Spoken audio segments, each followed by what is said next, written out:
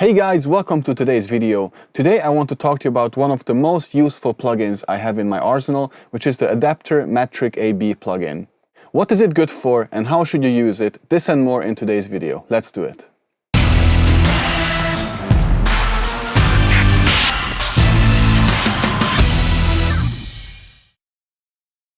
So as we all know, referencing is extremely important when you are doing your mixing work, and Metric AB really allows you to do referencing in a really special way that streamlines a lot of functions and integrates a lot of features that would normally be tackled by a lot of different plugins, such as metering, analyzing, the AB setup in its own. So today I want to show you how I use it and what the different features are and what you can do with it. So let's jump right into logic, let's do it.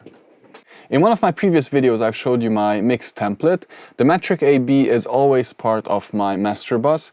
It is always the very last plugin in my master bus chain, because this way I can listen to my mix and compare it to the rough mix that was sent to me by the artist. Let me show you how it works. So when we open up the Metric AB, we can see it has a really large interface and there's a lot of different functions that might cause some confusion.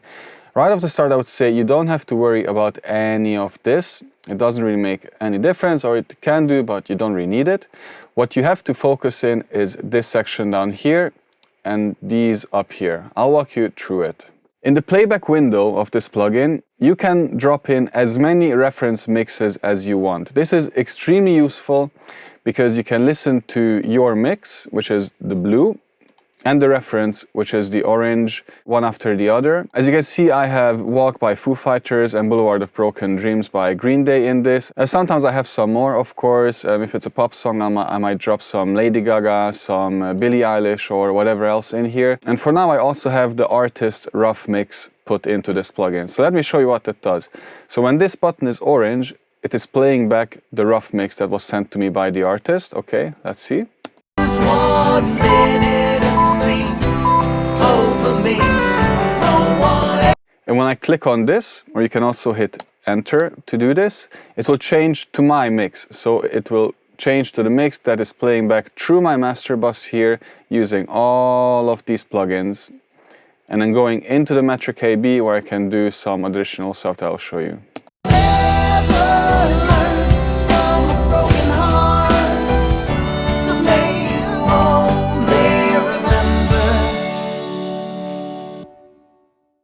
Okay, so most importantly, you have this AB feature which lets you compare whatever you have in here to the mix that you are doing at the moment. This already is a game changer. I find it extremely helpful. Being able to seamlessly switch between any reference and your mix, I think is very, very valuable. And you don't have to set up any additional buses, any additional groups or routing in your DAW to do that. I used to do it before as well, that I had the rough mix on the top track of my session, and I would have an alternative, another master bus where this would go through so the mastering doesn't affect it, and I just didn't want to do this anymore, which is why I ended up investing into this plugin.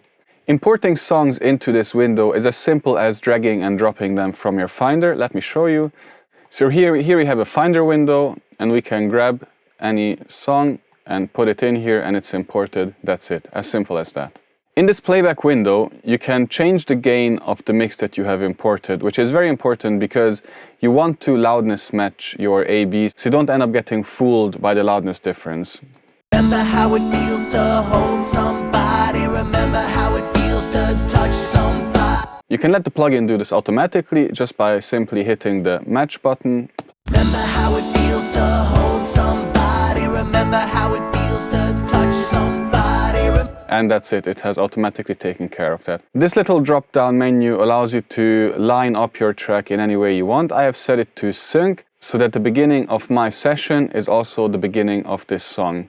Sometimes the songs are sent to me differently, so for instance, this might be a little bit shorter than the files that were sent to me, in which case, just like I did it here, you can compensate for this difference in delay either by the set button, you just line it up where you want it, here, set, or you do it manually by moving these values up and down.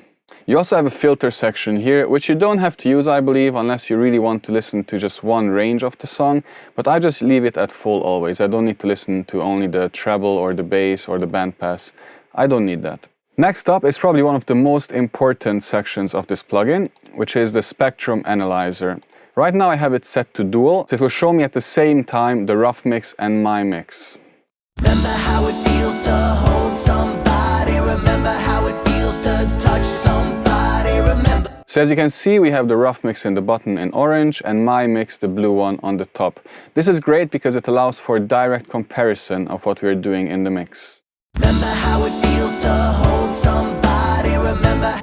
However, here I want to point out to you that as you can see from this, the difference in the audiogram actually isn't that difference between the rough mix and my mix. Yet the mixes sound completely different. And this is why I don't believe in automatic kind of spectrum adjusting plugins and EQs that turn your mix into some reference, because you can never turn that rough mix with only the change of EQ into the mix that I have done. Because if you were to analyze the mix, the orange, the rough mix, and turn it into my blue mix, just the final audio spectrum, it would never sound the same because there's so much more going on in the details. Let's just have another look and have a look at how similar the two frequency spectrums actually look. Remember how it feels to hold somebody. Remember how it feels to touch somebody. Remember how it feels to walk.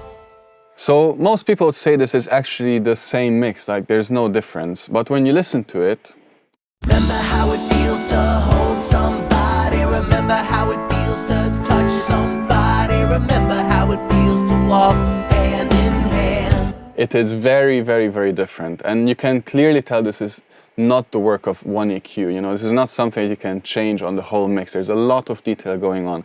So this ties into one of my earlier comments that I've made in another video, that I don't believe in these plugins that let you automatically adjust your mix or vocal to a recorded reference or to a reference track, because there's so much more going on behind the scenes that you can never achieve a similar sound just by adjusting the frequency spectrum. Anyway, moving on. In the spectrum analyzer window, you can set it up to single or dual or layered, which is just different representations of the same thing. Remember how it feels to hold somebody. Remember how it feels to touch. You can set up whether it shows you the frequency graph or whether it shows you octaves or third octaves. Remember how it feels to hold somebody. Remember how it feels to touch somebody. Remember how it feels. This is just different ways of analyzing the frequency spectrum of your music.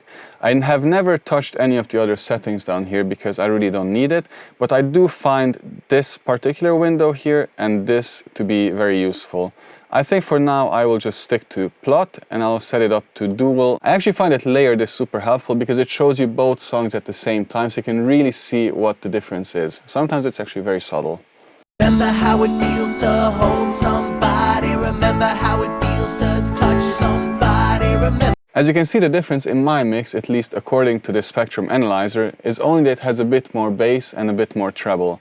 But I can promise you that if I was to boost the bass and the treble on this rough mix, it would not sound the same as the mix that I have done. Remember how it feels to hold somebody. Remember how it feels to touch somebody. Remember how it feels to walk hand in hand. The next one is the correlation. This is just one way of showing how the left and the right side work together. I never use this, you don't need it. Make sure that what you hear sounds good. The stereo image, however, can be really cool because it shows you how wide or how narrow your mix is in the different frequency bands. Let's have a look. Remember how it feels to hold somebody. Remember how it feels to touch somebody. Remember how it feels to walk. As you can see, according to this graph, my mix is quite narrow, up to about 50 Hz, which I do on purpose. I like the super lows to be actually mono as much as possible, and it opens up really wide the higher we go. Remember how it feels to hold somebody. Remember how it feels to touch somebody. Remember.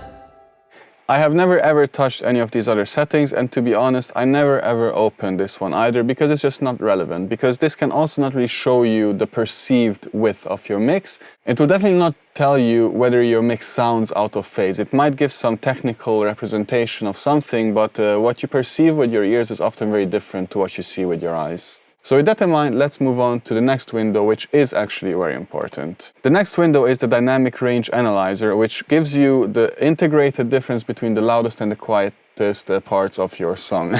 If this is difficult to understand, essentially what this means is it shows you how compressed your music is. If I was to play a sine wave, the dynamic range would be 0.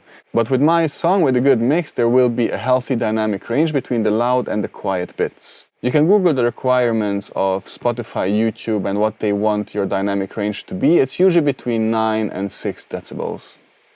Remember how it feels to hold somebody. Remember how it feels to touch somebody. Remember how it feels to walk hand in hand. Remember how it feels to hug somebody. Remember. As you can see, the mix I've created is quite dynamic. It has a dynamic range of 14 dB. Even the plugin says it's really dynamic. But if I switch to hardest section, it will say something a bit different. Lose your grace or your dignity. Don't you lose 1 minute of sleep over. Because of course my chorus is a little bit louder, a bit more compressed, so it will have a bit less dynamics. What is really important to know about this, that this is an integrated, so a long-term measurement. It is not a momentary measurement, it is something that is averaged out over a longer period of time. So ideally, to get a really accurate dynamic range measurement of the song, you should let the song play back from the very beginning to the very end, and then this value will be the accurate dynamic range value of your whole song.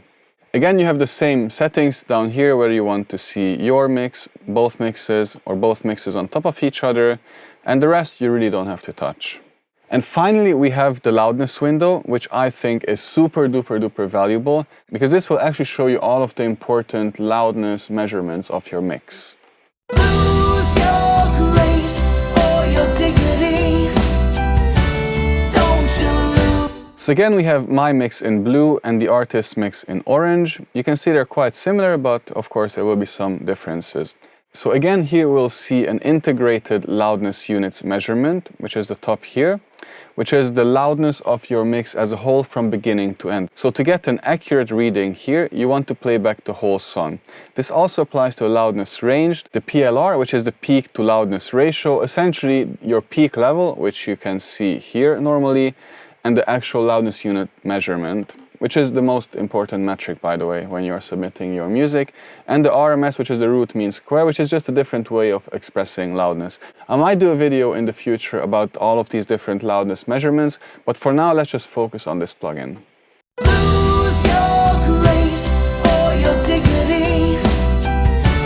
Don't you lose 1 minute of sleep over me. No one else. So just from playing back this snippet, you can see how differently these numbers change. The integrated value will change as you play the song. The short-term value is an average calculated on maybe 1 second or 2 seconds. The momentary is the loudness in that particular moment of your song. The loudness range, again, is calculated from the loudest to the quietest part over a period of time.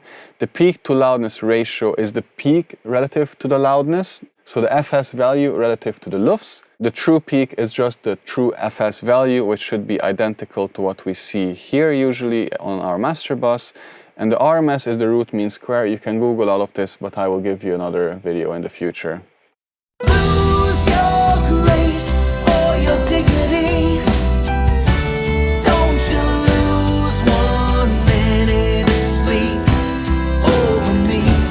No one else. So in summary, I can say that this plugin is a true game changer for me. It has made my life a lot easier when I'm mixing songs because I can compare the rough mix to my mix simultaneously and very, very easily. Also, having the ability to add other songs into this plugin so I can reset my ear, so I can hear, okay, what does one of my favorite songs sound like compared to the mix that I have done is extremely valuable. Of course, I'm not saying that this mix has to sound like Walk or a Green Day song, but it really gives you a reference to what a good mix sounds on your speakers and then how your mix compares to that. Of course, we always have to consider that this, what I've done, is just a mix, it's not a master. Whereas these songs, you know, Walk, Boulevard of Broken Dreams, or anything else, Lady Gaga, whatever that you want to put in here, is really professionally recorded, mixed and mastered, so it will sound very, very different to what your mix is at that moment. So I hope you found this video helpful. Let me know in the comments if you have any questions. Please like and subscribe and do all the usual stuff. And I'll be seeing you in the next video. Happy mixing, take it easy, bye bye.